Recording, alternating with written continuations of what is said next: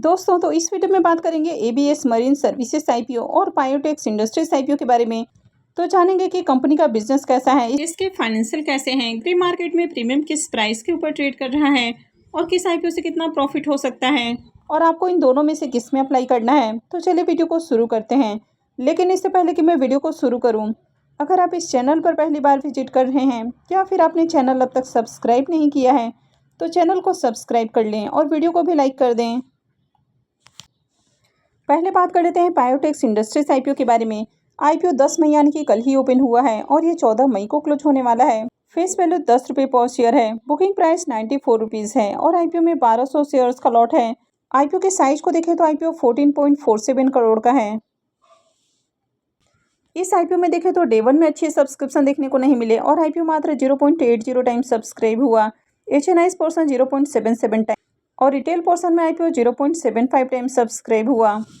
इस कंपनी के बिजनेस को देखें तो ये company yarn, fabrics, cotton bales, तो इस तरह के जो प्रोडक्ट हैं तो इनके मैन्युफैक्चरिंग और ट्रेडिंग के बिजनेस में देखने को मिलती है। तो बेसिकली ये जो कंपनी है ये थर्ड पार्टी कॉन्ट्रैक्ट के ऊपर काम करती हुई देखने को मिलती है। तो इस तरह के बिजनेसेस ज़्यादा सस्टेनेबल नहीं है और बिजनेस भी हाईली कॉम्पिटेटिव देखने को मिलता है। कंपनी के फाइनेंशियल को देखें तो फाइनेंशियल 22 से फाइनेंशियल 24 तक के कंप्लीट फाइनेंशियल देखने को मिलते हैं और कंपनी के फाइनेंशियल अट्रैक्टिव देखने को मिल रहे हैं। कंपनी के एसेट और रेवेन्यू के अंदर ग्रोथ है। कंपनी के ईयर ऑन ईयर प्रॉफिट के अंदर भी आपको जंप देखने को मिली है। खासकर फाइनेंशियल 22 से 23 के बीच में देखें तो इसमें शानदार जंप देखने को मिली है। कंपनी के नेटवर्थ और रिजर्व भी लगातार बढ़ते हुए देखने को मिले हैं और कंपनी के ऊपर अगर कर्ज को देखें तो कंपनी के ऊपर ज़्यादा कर्ज भी नहीं है। तो ओवरऑल फाइनेंशियल काफ़ी अट्रैक्टिव देखने को मिल रहा है। इस कंपनी में प्रमोटर्स की होल्डिंग को देखें तो अभी प्रमोटर्स की होल्डिंग 100% आपको देखने को मिलती है और आईपीओ आने के बाद प्रमोटर्स की होल्डिंग 69.83% रहने वाली है। आईपीओ के इंपॉर्टेंट टाइम टेबल की बात करें तो आईपीओ 10 मई को यानी कि फ्राइडे को ही ओपन हुआ है। 14 मई को क्लोज होने वाला है। आईपीओ का अलॉटमेंट डेट 15 मई है। रिफंड डेट 16 मई रहेगा। क्रेडिट डेट भी 16 मई होने वाला है और आईपीओ की लिस्टिंग 17 मई को होगी। इसके प्रीमियम को देखें तो इसका प्रीमियम 20 रुपीज़ के ऊपर ट्रेड कर रहा है और आईपीओ में 1200 शेयर्स का लॉट है। इसका मतलब है कि आईपीओ से 24,000 रुपये का प्रॉफिट हो सकता है। इसके प्रीमियम को देखें तो इसका प्रीमियम 21% के ऊपर देखने को मिल रहा है। तो प्रीमियम को देखें तो प्रीमियम ज़्यादा अच्छे प्राइस के ऊपर देखने को नहीं मिल रहा है। डे 1 में आईपीओ में ज़्यादा एप्लीकेशंस नहीं लगे हैं। इसमें QIBs का भी पोर्शन नहीं है तो एंकर इन्वेस्टर्स भी नहीं आए हैं। कंपनी के बिजनेस को देखें तो कुछ यूनिक बिजनेस मॉडल आपको देखने को नहीं मिलता है। वैसे कंपनी के फाइनेंशियल अच्छे हैं और आईपीओ भी आपको रिजनेबल प्राइस के ऊपर आते हुए देखने को मिला है। तो अगर आगे इसमें डिमांड आती है तो एक बार अप्लाई करने के बारे में सोचा जा सकता है। तो इस आईपीओ में मंडे को भी अप्लाई नहीं करना है। जो भी फाइनल डिसीजन है वो लास्ट में ही लेना है। नेक्स्ट आईपीओ है एबीएस मरीन सर्विसेज का आईपीओ। तो ये आईपीओ भी 10 मई यानी कि कल ही ओपन हुआ है और ये 15 मई को क्लोज होने वाला है। फेस वैल्यू 10 रुपये पर शेयर है। बुकिंग प्राइस 147 रुपये है और आईपीओ में 1000 शेयर्स का लॉट है। आईपीओ के साइज को देखें तो आईपीओ 96.29 करोड़ का है। तो काफ़ी बड़ा आईपीओ है। इसके बावजूद भी देखें तो पहले ही दिन आईपीओ में काफ़ी अच्छे एप्लीकेशंस लगते हुए देखने को मिले हैं और आईपीओ डे 1 में ही 1.86 टाइम सब्सक्राइब होते हुए देखने को मिला। QIBs portion 1.27 time, HNIs portion में आईपीओ 1.69 टाइम और रिटेल पोर्सन में आईपीओ 2.28 टाइम सब्सक्राइब हुआ है। तो हर पोर्शन के अंदर डिमांड आपको देखने को मिली है। तो आईपीओ के साइज को देखें तो आईपीओ 96 करोड़ का है। इसके बावजूद भी पहले दिन ही देखें तो 2 गुना के करीब आईपीओ सब्सक्राइब होते हुए देखने को मिला है। इस कंपनी के बिजनेस की बात करें तो कंपनी मरीन से रिलेटेड सर्विसेज ऑफर करते हुए देखने को मिलती है, यानी कि एक रूफ के नीचे ही company A to Z services offer करती है। तो कंपनी के करंट में 5 वेसल्स आपको देखने को मिल जाते हैं। इसमें से 2 ऑफशोर वेसल्स हैं जो कि ऑयल और गैसेज सेक्टर्स के लिए काम आते हैं और 3 हार्बर वेसल्स हैं जो कि पोर्ट सेक्टर में काम आते हैं। तो ये कंपनी करंट में government, public companies, private companies और पोर्ट अथॉरिटीज़ के टोटल 12 वेसल्स मैनेज करती हुई देखने को मिलती है। इसके अलावा कंपनी दूसरे वेसल से रिलेटेड क्रू मैनेजमेंट सर्विसेज भी ऑफर करते हुए देखने को मिलती है। तो ये कंपनी काफ़ी बड़ी देखने को मिल जाती है, यानी कि 360-61 करोड़ का इसका मार्केट कैप है और इंडिया के 2 लार्जेस्ट सिटीज़ के अंदर इसके ऑफिसेस हैं, यानी कि मुंबई और चेन्नई में इसके ऑफिसेस आपको देखने को मिल जाते हैं।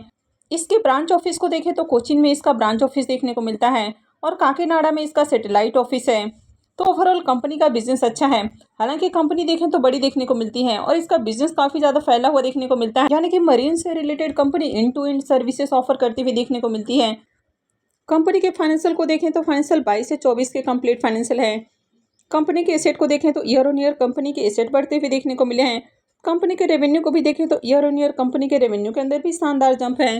कंपनी के प्रॉफिट को देखें तो फाइनेंशियल 22 में 809 लाख का प्रॉफिट है, फाइनेंशियल 23 में बढ़ के 952 लाख हो जाता है और फाइनेंशियल 24 के अंदर 2355 लाख देखने को मिल रहा है।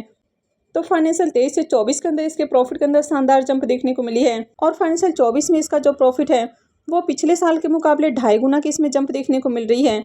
कंपनी के नेटवर्थ भी बढ़ते हुए देखने को मिले हैं और कंपनी के रिजर्व को भी देखें तो साल दर साल कंपनी के रिजर्व भी बढ़े हैं। और अगर कंपनी के बोरोइंग्स की बात करें तो कंपनी के बोरोइंग्स लगातार डिक्रीज होते हुए देखने को मिले हैं और अभी करंट में कंपनी के ऊपर 45 करोड़ से ज़्यादा का आपको डेट देखने को मिल जाता है। तो इस कंपनी का जिस तरह का बिजनेस है, यानी कि इनको मरीन वगैरह खरीदने होते हैं, तो इस तरह के बिजनेसेस में इन्वेस्टमेंट काफ़ी हेवी लगता है, तो इसके कारण इस तरह की कंपनियों के ऊपर जनरली आपको डेट देखने को मिल जाता है।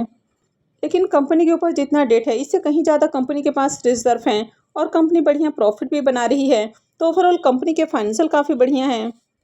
एबीएस मरीन की अगर एंकर लिस्ट को देखें तो आईपीओ का एंकर लिस्ट भी काफ़ी शानदार देखने को मिल रहा है और इसमें 9 एंकर इन्वेस्टर्स आते हुए देखने को मिले हैं। अगर आप यहाँ पर पहले नंबर पर ही देखें तो आपको एचडीएफसी बैंक लिमिटेड देखने को मिल जाता है। तो इस सेमी आईपीओ के एंकर लिस्ट में कई सारे नाम आपको देखने को मिल जाते हैं, जैसे कि यहाँ पर भी कई सारे नाम आपको देखने को मिल रहे हैं।